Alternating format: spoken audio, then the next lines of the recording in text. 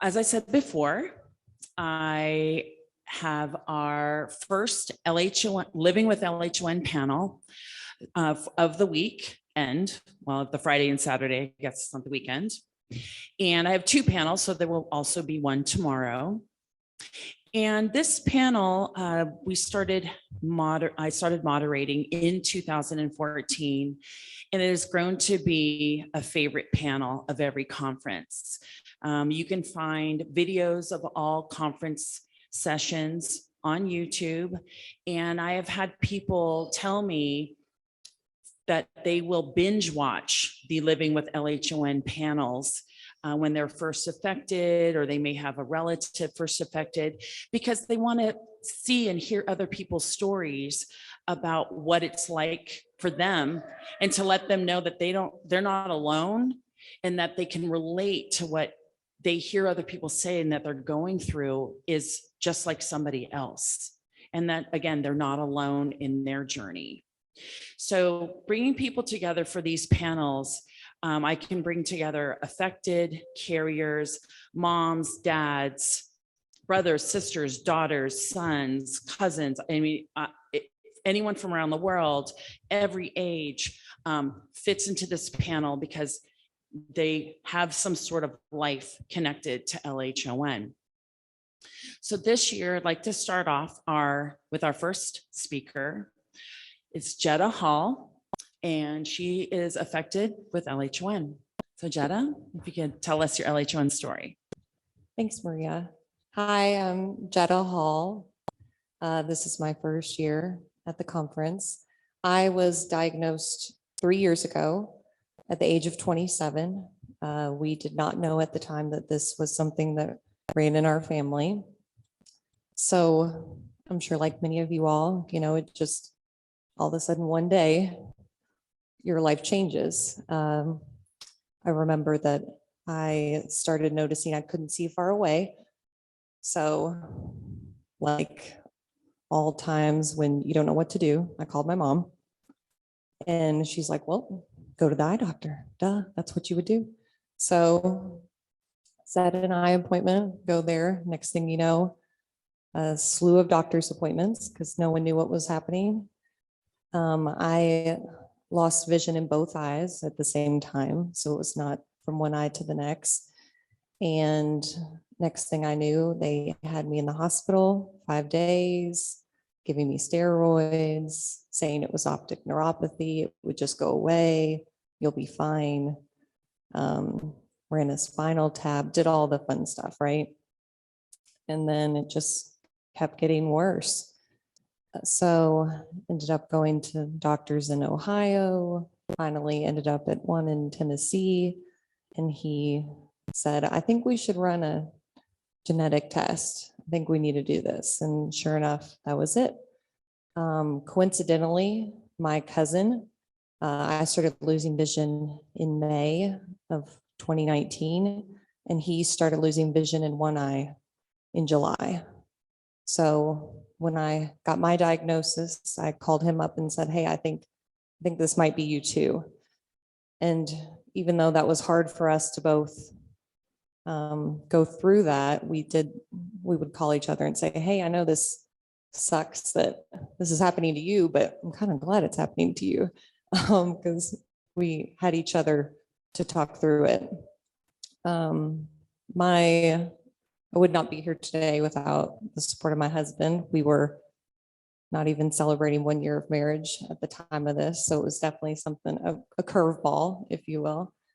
But things that have definitely helped me through have been, my sister has intense research. So she found Facebook and found Lissa and said, hey, I think this lady knows her stuff. You need to reach out to her. Sure enough, my husband did. And Lissa's best advice to us was, if you can continue working, do it. And so, of course, my first inclination was to quit my job because, you hear you're going legally blind. And I was like, well, that's it. Can't work. Don't know what to do. And so instead, I did what Lissa had suggested, and I kept my job. And I just tried trudge on. I went to a vocational rehab center, and that really helped me out of the darkest place I was probably going towards. I remember going into one of the training sessions, and it was completely dark. And I, in my head, just immediately was like, oh, I've got to turn on the light because it's dark. And then I realized my trainer was literally completely blind, and had been in darkness his whole life. And so I thought, okay, if I can see what little I can see, and he's been doing this his whole life, I can muster up some courage to do this. And so that's kind of what took me to my next journey, is just to keep going. Vocational rehab certainly helped. It gave me the confidence to meet people and to just learn their journey and try and see what they were doing to help them along. And yeah, that's just a little bit about me and where I've been. Thank you, Jeddah. Thank you very much.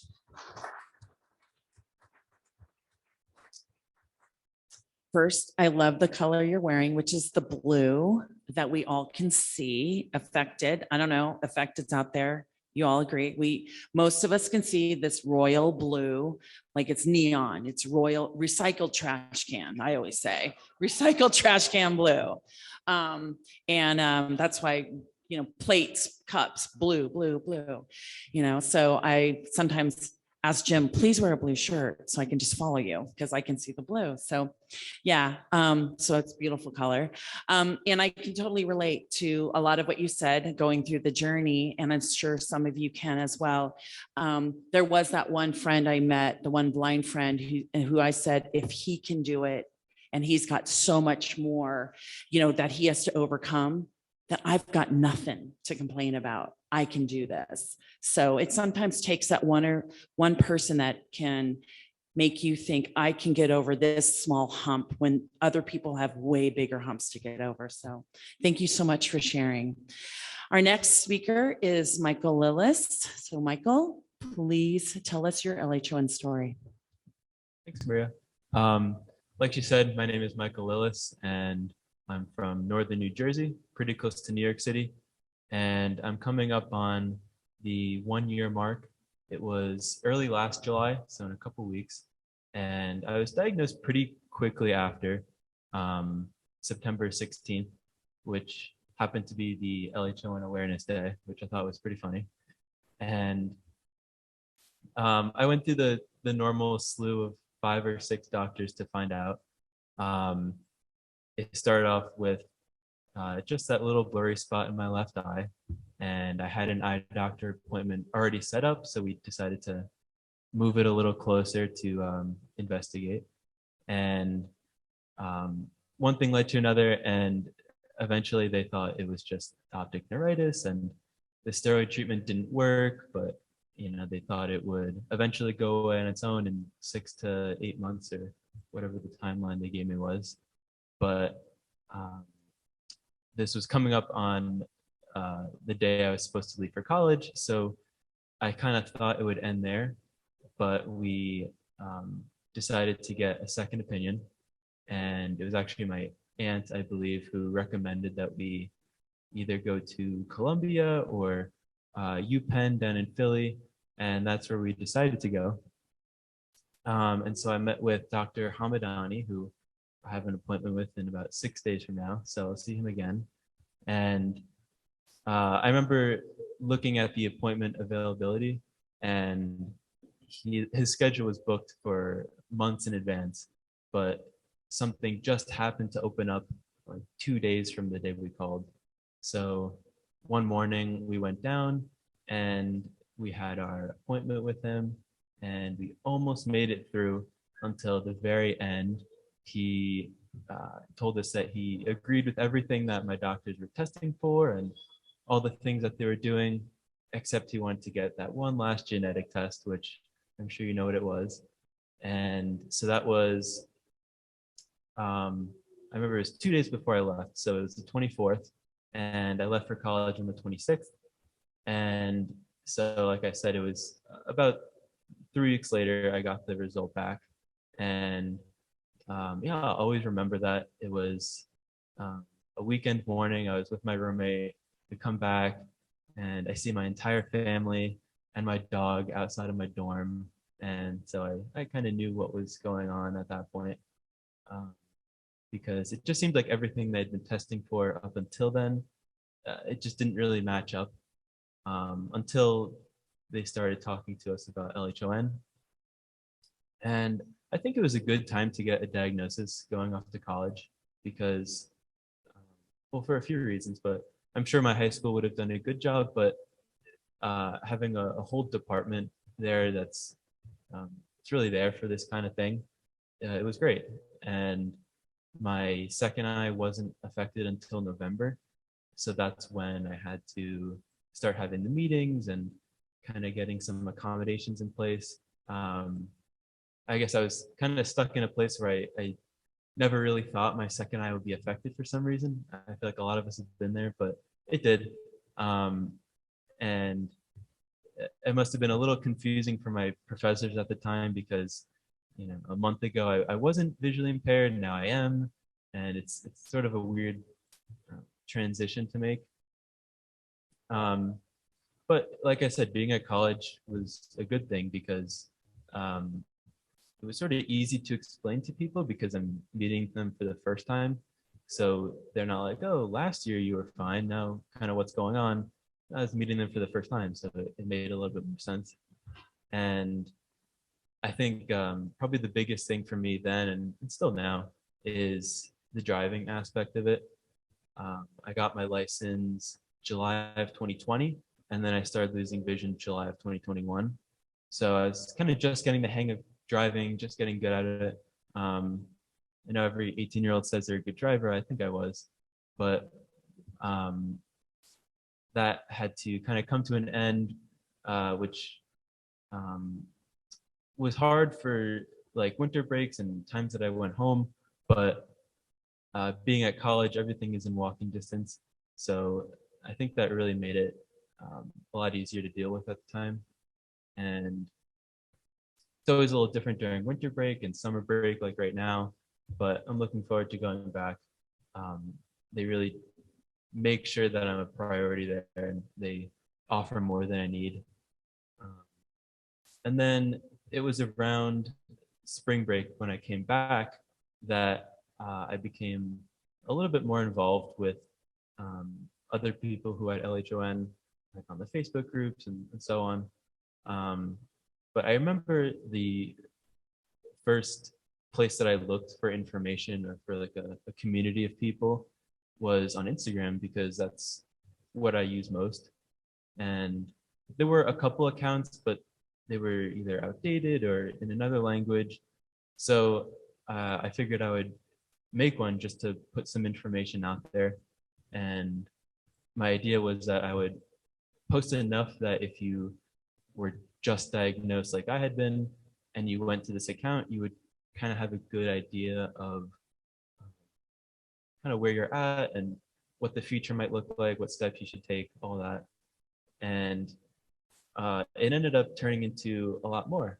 I had people reaching out from all over the world, all different kinds of people, whether they were just affected or teachers or relatives. And I ended up keep posting on it just to meet more people and talk to more people. And it's even given me some opportunities, like being on this panel. I met Maria through the Instagram. We reached out to each other. And something that I'm hoping to kind of get out of it in the future is through this one person that I reached out to. I knew he was involved with blind ice hockey, and I played hockey all throughout high school. I'm a big Devils fan, and so I reached out just to learn a little bit more about it. And I knew he was from the New York City area, which is close to me. And it turned out that not only is he in the New York City area, but he is coaching for the team that is the town over from me. And he actually applied for my coaching job when I was in high school. So small world. And he said that there is a team, but it was a little far from me. So he started talking about a team that he was trying to start, and it would be a New Jersey Devils affiliated blind hockey team, which would be closer to me, kind of more accessible. And he said that now with me having interest in it, that we have, he said either 3 or 4 people that are trying to get this done. So it's definitely given me a lot of opportunities, and meeting people that I've talked to on Instagram is always fun. You know, people come up to me and say, "Oh, you're the kid from the Instagram." I really like kind of hearing that. And I'm hoping that maybe by this time next year, I'll have a little bit more to share in terms of that blind ice hockey team. Thank you so much.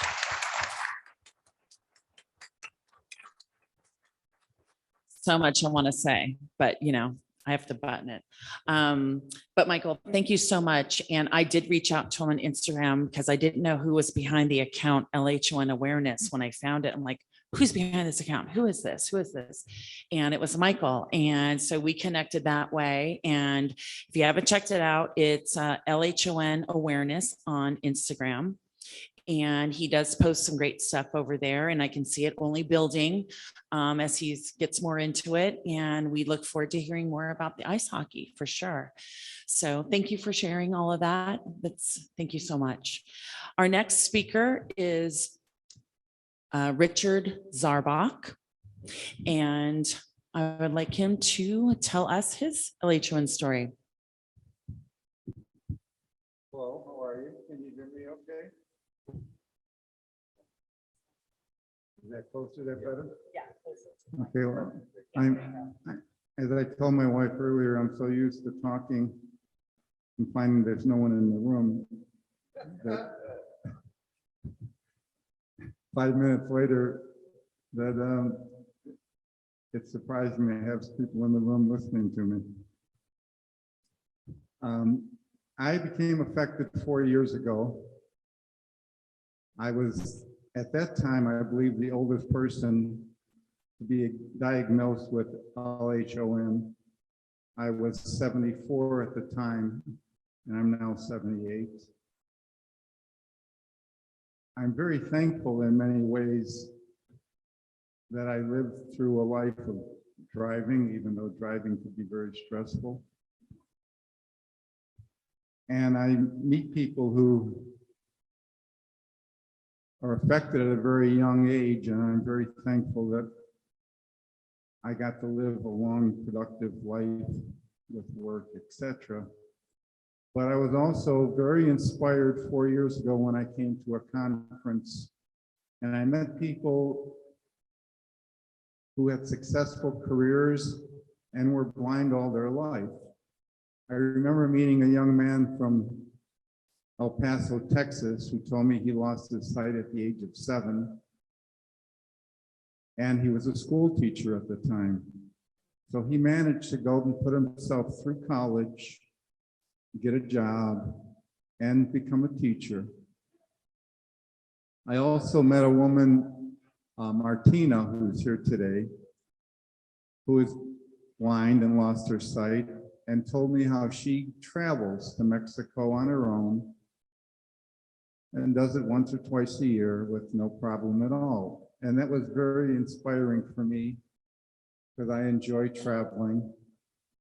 And one of the first things I did when I got back from the conference was arrange with my grandson, who was 12 years old at the time, to take a trip with me to New Mexico. And we went and visited my daughter, who was living in Los Alamos, New Mexico at the time. And my grandson was so excited because we got to board the plane before everyone else. He was a little upset when there were a couple of 12-year-olds that were traveling by themselves and they got to board in front of us. He wanted me to butt in front of them so we could be first. And then following him in the airport was quite a journey, because I don't know if you know how 12-year-olds walk, but they don't walk in a straight line. and, you know, not being able to see very well, I'm Nolan, walk in front and I'll follow. Goes to the left, goes here, goes there through the airport. And I had to keep saying, nope, go straight, go straight. And then when we get outside and we were walking in a national park, he would jump on a log, jump on a rock, jump here, jump there. And it was exciting, to say the least. At any rate, I was diagnosed 4 years ago. I went through the same experience most of you had gone through. It took 3 or 4 visits to doctors to get diagnosed. And even then, they told me that there was nothing wrong with me. And I had one doctor told me, come back in a month and your eyesight will be normal. And then I remembered that I have a cousin who lost his sight about 25 years ago. We were never very close, but I called up my sister and I asked for his phone number. And when I called him up, he told me what he had, and he told me what doctor to see. So it was the Dr. Fishman in Chicago, who was the only doctor in that area who could properly diagnose you. And he told me at the time that he thought I was the oldest person to be diagnosed with LHON. And he was going to write an article in the journal about it. I asked him for residuals, but he wouldn't give me any residuals.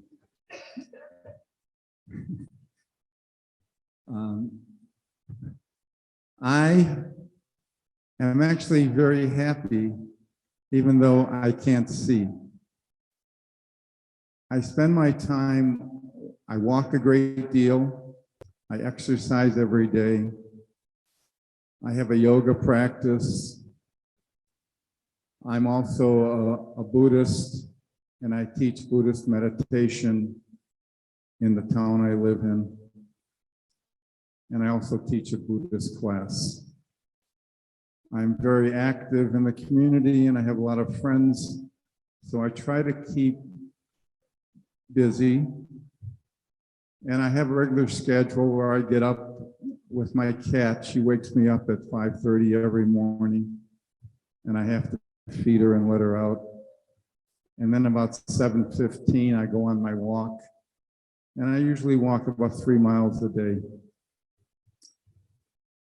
So I think we can live a very productive and happy life, even though we can't see. The only thing I recommend is don't try to be an Uber driver. And I think that's enough for me right now. If you have any questions later, I'll be glad to answer them.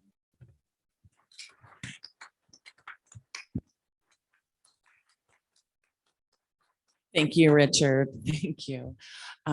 We will have question and answers after we're done speaking. So if you do have questions, we will be giving you time for that. So thank you, Richard. Thank you very much. I agree with you. Staying busy and productive is really key. I always say a busy blind girl is a happy blind girl. So I try to stay busy because it, keeps my mind off, going off the deep end most of the time. So thank you. Thank you again. Our next speaker is Brian McCarthy. So Brian, tell us your LHON story. Thank you, Maria. Hi, everybody. My name is Brian McCarthy. This September will be 7 years of having LHON. My diagnosis was 6 years ago. As a matter of fact, I heard a woman say she's from Montreal. I just got back from Quebec in a unrelated poutine accident, which I'll get into later. I thank you. Thank you very much. Thank you. Fried potato and cheese jokes, folks. So essentially, I had no idea about LHON. I listened to everybody's stories. My trajectory with the condition is pretty similar. One day I still remember the corner. I was in Brooklyn, and I couldn't tell if the light was green or red. And so from there, it became, very quickly, I couldn't see an eye chart. one of the things, about living in New York, you do have access to lots of healthcare. So I saw a neurological ophthalmologist, Dr. Cooper Smith, bit of a crank, I'll be honest, but a nice guy, ultimately. But he and I, he thought it was alpha neuritis. It's similar to pretty much what everybody else said. And I did not realize that my mother was a carrier. She knew she was a carrier. She never told me. That was interesting. So I told her, I said, I have something called LHON. She goes, oh yeah, I'm a carrier. I said, I'm sorry, what? For the past year, I had been like steadily losing my vision. And I told her every day, and she's on Match.com trying to find a third husband. But I'm not here about that. I'm not here about Joanne's struggle. She's happily married now. Ooh, I hope they both fall off a bridge. No. So, but I think I'm working through it, folks. As you can tell, I'm going to call my therapist in about a half an hour. Stopped bedwetting a month ago. So anyway, so now I get this LHON. Apparently, I had two blind uncles. They were great uncles. They died before I was alive. It was like a big family joke. Oh, they'd bump into trees. I had no idea. So here I am now, cartoonishly handsome. LHON, 43 years old. Oh, what am I going to do? I work in television. It is a visual medium. What am I going to do? So I literally spent a year. Sobbing. I really did. Like, I spent a year in bed. I had 2 kids, a wife. I'm like 43. I had just been at Madison Square Garden. Heard of it? At a Bill Burr after party. I just got a big job with this stupid, running a dumb game show. I'm like, whoa, that's all done. I mean, right? I guess. So I'm laying in bed on my side, pair of boxers, no shirt. What am I going to do? It came to me like the burning bush. I said, what if I develop a television show about people that, ready for it? Ready to tear up? Refuse to be defined by their disability. What? A show about people that may have a disability, either by birth or by accident, but are still living productive lives. What would you call such a show? You have no idea. You don't have this creative brain. I said, I'm going to call the show, it's trademarked, Dislabeled. I'm going to call it Dislabeled.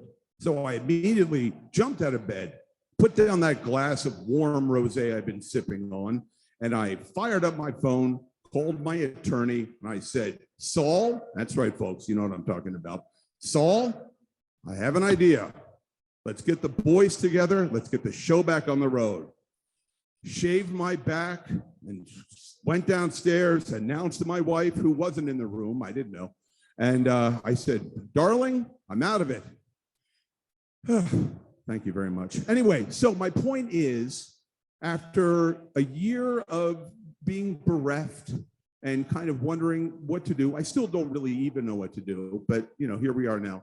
I discovered that I could develop a show called Dislabeled, and I developed a show, made a pilot. There is we have the audio enhancement of the pilot. It will be available on the Facebook page, and we're currently doing. All right, I'm getting ahead of myself. I'm sorry. We have 6 episodes now of Dislabeled. We won a film festival. We are now in production of our 2nd season, and the show is all about different people that are disabled, and it really doesn't have very much to do with LHON at all, really, other than I have it and I'm the host. But it's not meant to inspire. It's just really meant to entertain.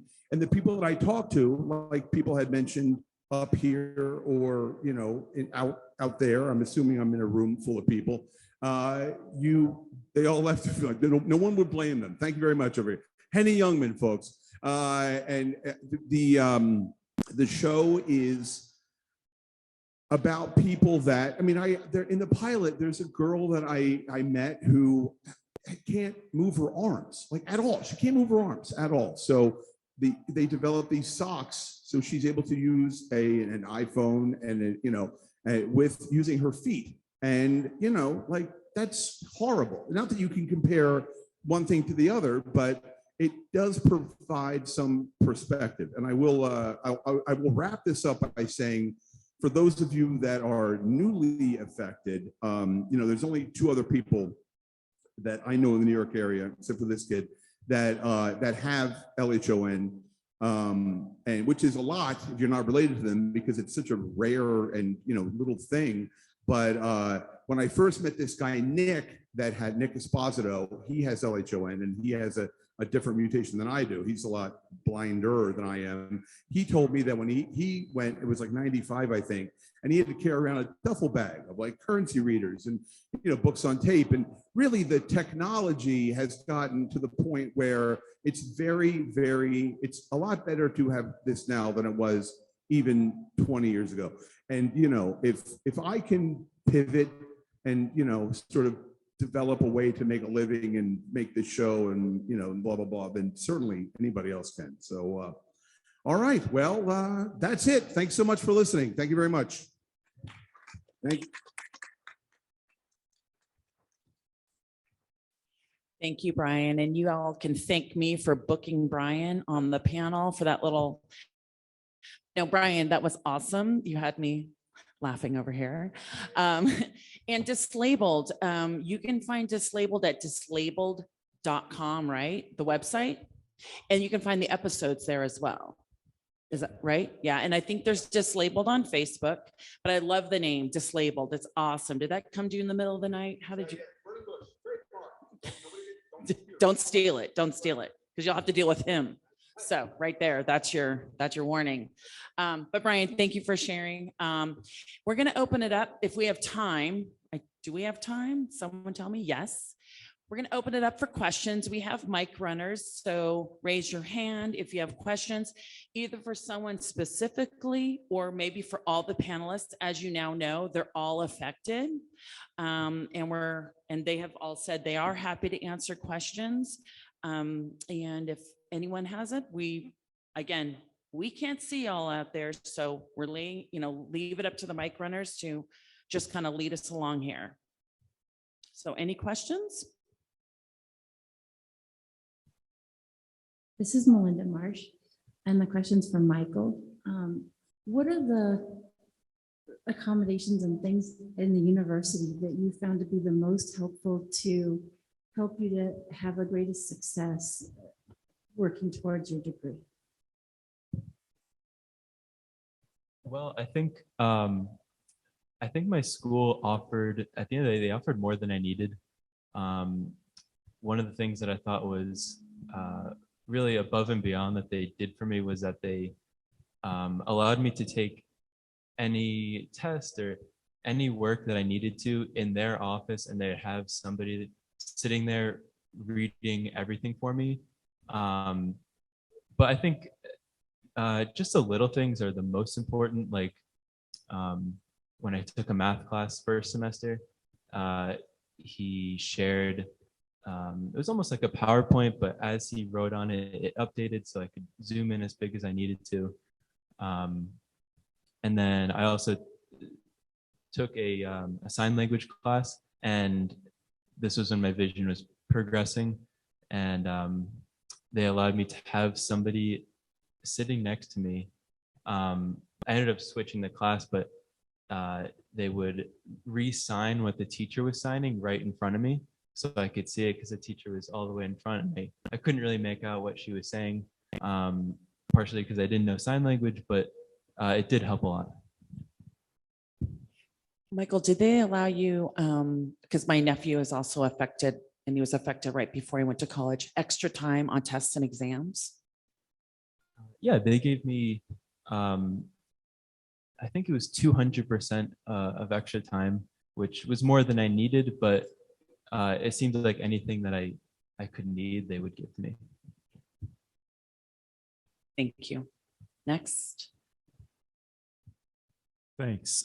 So we've got a Deba note sitting in our mailbox at home for when we get back for Daniel to start. And I asked somebody in this room, and had a good suggestion of bringing it to one of the physician sessions if I could, but I'll ask this group as well.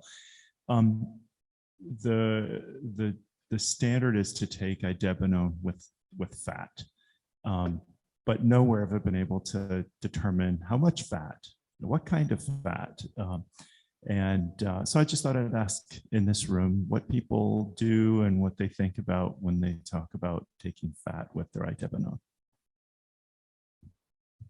Well, I'm not sure if this is the exact panel to ask. I'm not sure if anyone on the panel is taking idebenone currently. Is there anyone taking idebenone? No. Are you, Michael? Yeah, we have the fat part down for sure. From what I understand, and don't quote me, I'm not a doctor, and maybe we can ask on the science topics panel tomorrow morning, but it's a good question. But pretty much any kind of fat, some people will take it with whole milk, some people will take it with coconut oil, but any kind of fat has been, from what I understand, is to take with the idebenone. So, but I would hold that question maybe for tomorrow's science panel. Would you do that? Can you ask it then? Because I think you'd get probably a better answer. Okay, but good question. Good question. Next. When you don't know what's behind the page, but now I'm happy that to see you today. Thank you for that page. You guide me this last week when I want to come to the conference. You guide me through some question that I was having. Well, thank you. I appreciate it. Jeddah, it's Lissa. You talked about keeping your job. Can you tell us a little bit about how that happened and what accommodations were you provided? And was it easy to get what you needed, finding out what you needed? Sure. I worked and I'm still working at the University of Louisville, so locally in our city. Luckily, my husband works 5 minutes away, so we decided we would carpool. That was our new thing. That's been fun. I'm sure he would say it's been a blast as well. I'm a really fun passenger and I like to control the stereo. So that's how I got to work. But I kept my job by going to vocational rehab. I will say it is tricky when you're in that situation, because I remember when this first was going down, I thought, well, I'll call our disability resource center, right? I work at a university. We're bound to have some help there, that they help our students. And I just kind of asked, the woman on the phone, I'm like, hey, do you think you could help me or tell me what students use? And the answer I got was just a laugh and not really a good answer. So I thought, okay, this is going well. So we just moved on to find other resources in our city. And luckily we stumbled upon the vocational rehab center. So I ended up going through a bunch of different tests, seeing what worked for me. And they helped me. I have a device called a Merlin, and that thing is my best friend. It's a CCTV. So I use it to read documents. I went out. And then I can use my phone. I've got, the Zoom device on there. My iPad is my best friend, and my husband will tell you sometimes it's means more to me than he does, but I still love him.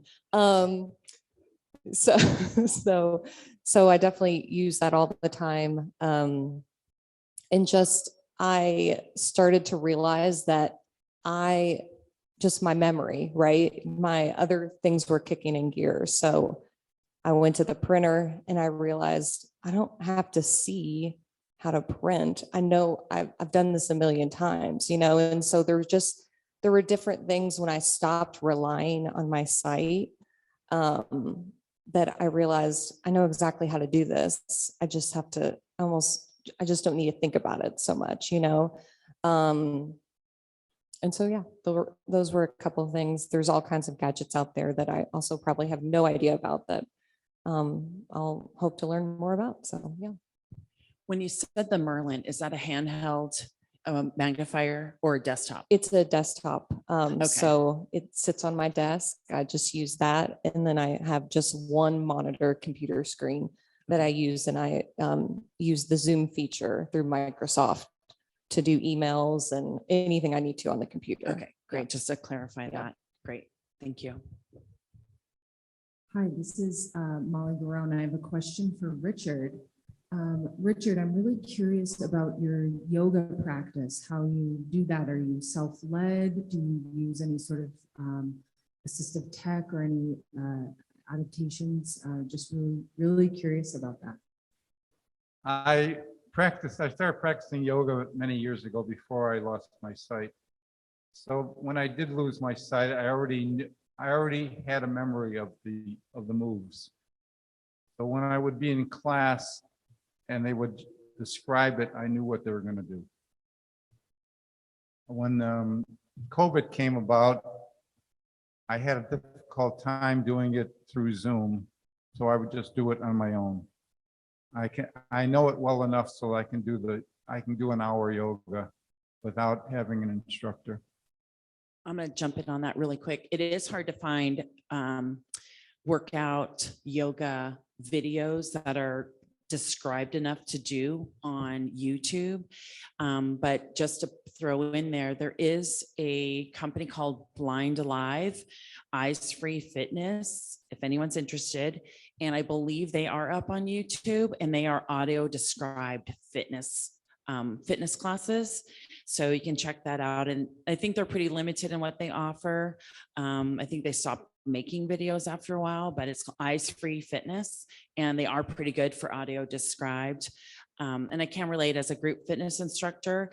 I could never take classes really anymore. I had to teach the classes because if I took a class, I wouldn't be able to follow the instructor because I didn't know what they were doing. So I just had to teach it so that everyone had to follow me. So that worked out pretty well. Just follow the blind instructor and then, I don't look like a fool in the back. So that's how it worked out for me too. So I can relate, Richard.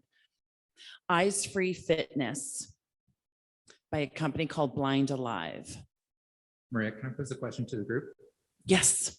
So as a caregiver, I'd love for any of the four of you who would care to comment on what is it that friends or family are doing that's most helpful to you and what else you wish we would know.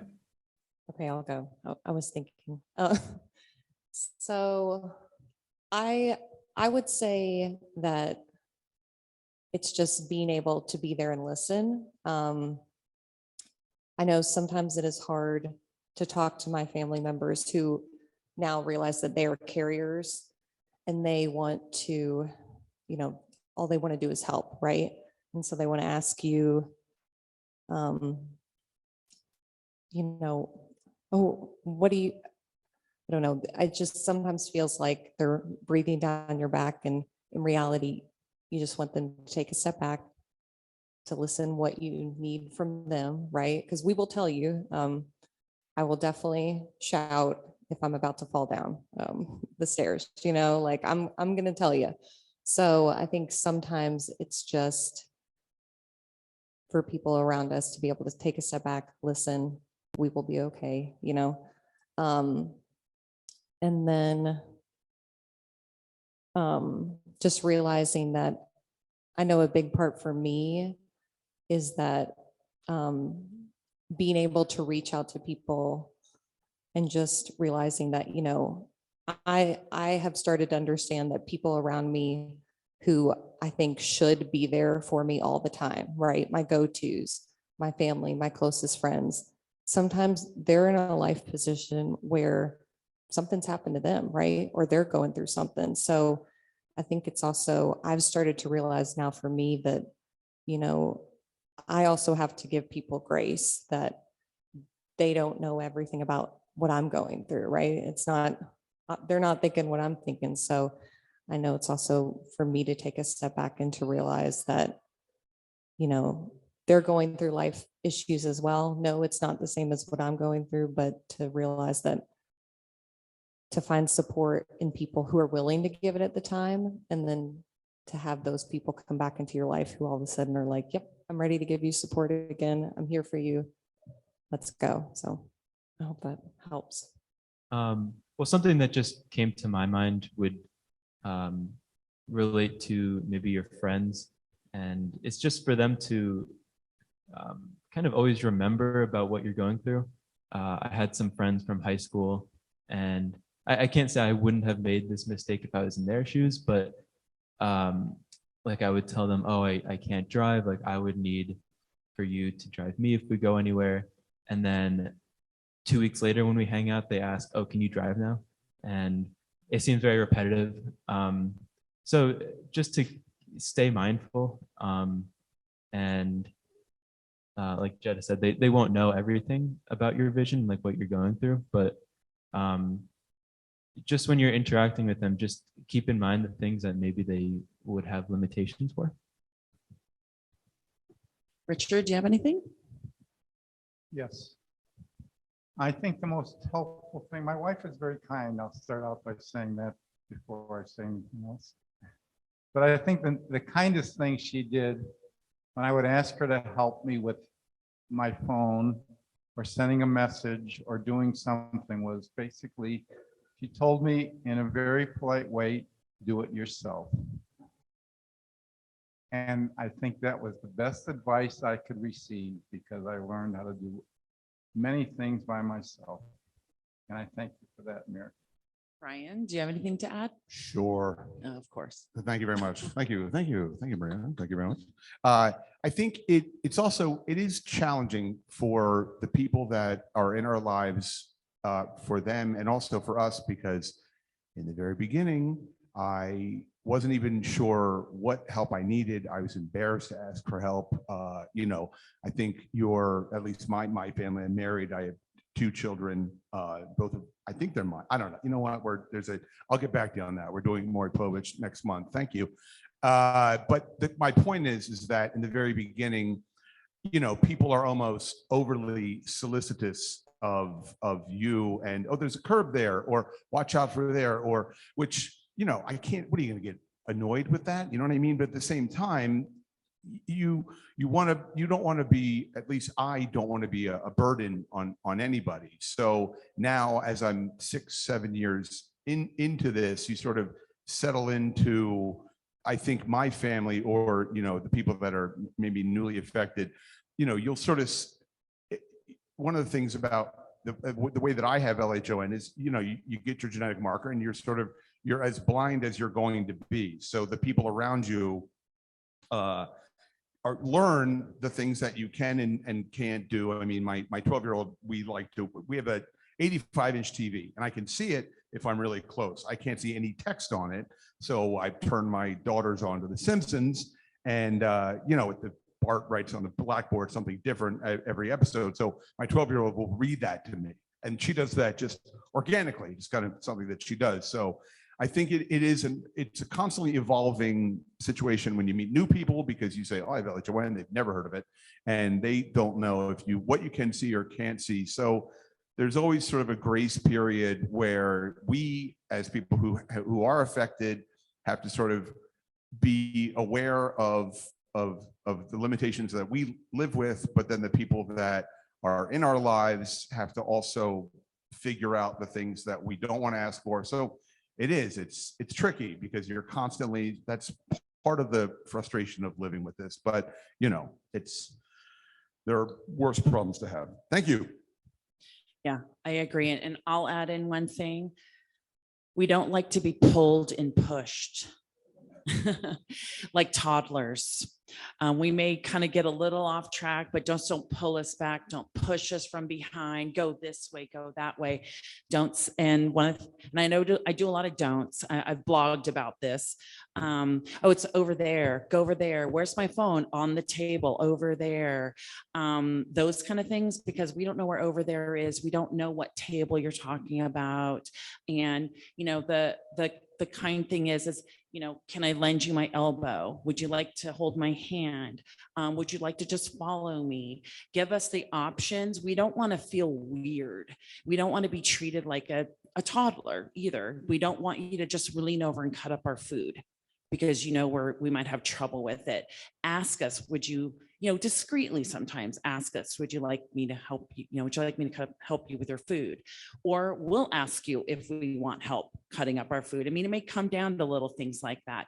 Or maybe just go ahead and tell us where our food is. Use the clock on a plate, 12, 3, 6, 9. Then we kind of get a guide of where our food is. Little things like that. And when we're maybe somewhere, we're at a party or we're sitting somewhere, but don't just leave us there for the entire night. Maybe we want to mingle. We want to go to the bar. We want to go dance. We want to do something. So check in on us. Hey, you doing good? Can I get you something? Do you want to go find your friends? Do you want to go talk to so-and-so?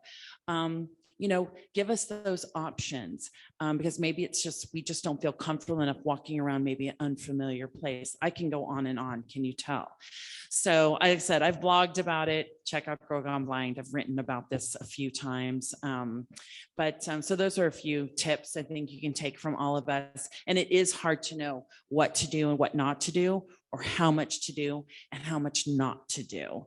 It's kind of a tricky dance between your family and you on what works the best. So it gets there. It does eventually get there for sure. So I'm not sure what the timing is, if we're coming close. Do we have any more questions then? You guys asking great questions, guys. Do any of you guys struggle with migraines from the eye strain? Do any of you get migraines? No, I do not. Thank you.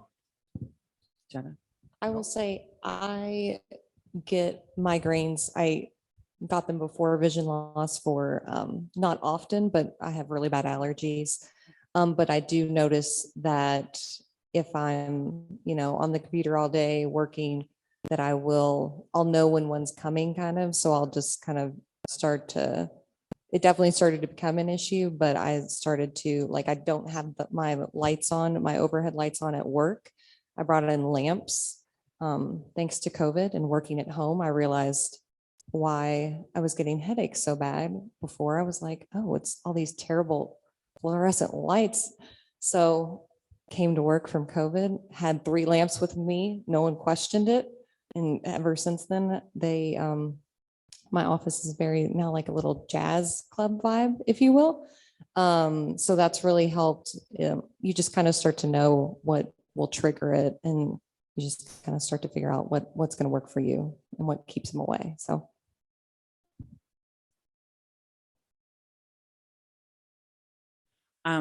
So I get migraines as well. I got migraines before I was affected, and I get migraines now, pretty bad. And sitting on the computer for hours and hours and hours on end. I use a Mac. I use the Zoom feature. So I am using my Mac visually, which I really need to learn to use it a different way, because I do get horrible eye strain and it's visually exhausting. And I don't take the breaks I should, which is what they say, walk away from the computer, look away, all the things. I'm very light sensitive, which some of you may relate who are affected. I have to sit away from windows, things like that. But just your luck. We will be talking about migraines in tomorrow's LHON Science Topics panel. So as speakers, so more to come on migraines tomorrow. It's going to be a good session. So thanks for bringing that up. Hi, you kind of answered this already, but I just thought maybe if you could share, any of you, about that migraine question kind of brought up for me other associated things that kind of happened, and whether, I know we're going to go into this much more with the scientific panel, but are there sort of reoccurring things that happened for you, or like the migraines or other things that you feel kind of had an onset when you lost your vision now, or things that you might notice? I'm seeing some things, and I just wondered with others. And so just, I don't know if that's specific enough, but really just sort of other associated things that you may feel, whether it's, fatigue or other kind of neurological pains or anything like that? Does anyone? So I think what you're asking is other kind of plus symptoms Yeah. that you have noticed since being diagnosed with mitochondrial disease. This is what we have. If you're comfortable sharing, I don't know if any of you have been diagnosed with anything else neurologically or anything like that, that you're willing to share. I know that's medical information, but if anyone have anything else besides vision loss that you're dealing with? No? That's great. I'm saying not here, but we will be talking tomorrow about more about it. I think that was Robin. We'll be talking more about it. I actually had a doctor ask me if I had anything, before I was diagnosed that I could relate back to mitochondrial disease. And I said, I didn't know I even had mitochondrial disease. So if there was anything, I wouldn't have related it to that. But I'm with them. I don't really have anything that I've really had issues with so far, luckily for us, that has come up that we've, that I've had to seek additional doctors for, knock on wood. I know some folks, that's a different story in our community, have dealt with some severe other medical issues. So that definitely more will come up in the science speakers tomorrow. Thank you for asking that. All right. My question is, does anyone have difficulties sleeping, or is there something that works better for you? Anyone?